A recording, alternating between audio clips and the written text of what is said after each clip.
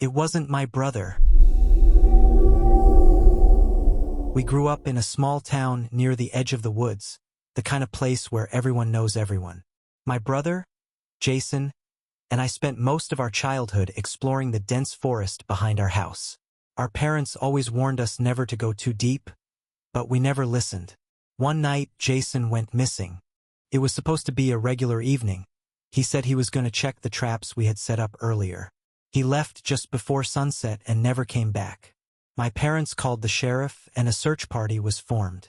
They combed the woods for hours, calling his name, but there was no trace of him.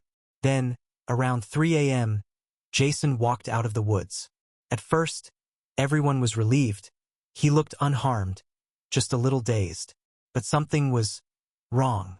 He was quiet, too quiet. Jason was never the type to hold back a story, but he just stood there, staring at us with wide eyes, barely responding to our questions.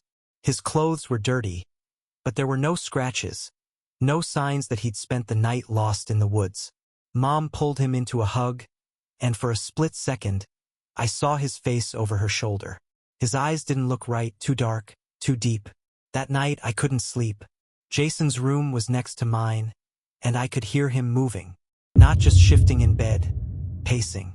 Slow, deliberate steps. Then a whisper, "Let me in." I froze. His voice came from outside my window, but that didn't make sense. He was supposed to be in his room. I turned my head, heart pounding, and saw a shape in the darkness beyond the glass. It was Jason or something that looked like him. He was grinning, teeth too white in the moonlight. I shot up and ran to his room. He was in bed, facing the wall, perfectly still. I shook his shoulder. He turned to look at me, but his face was wrong, like a mask that didn't fit quite right. "I'm already inside," he whispered. I don't remember screaming, but I must have. My parents came running, turning on every light in the house. Jason sat up, rubbing his eyes like nothing had happened. "What's wrong?"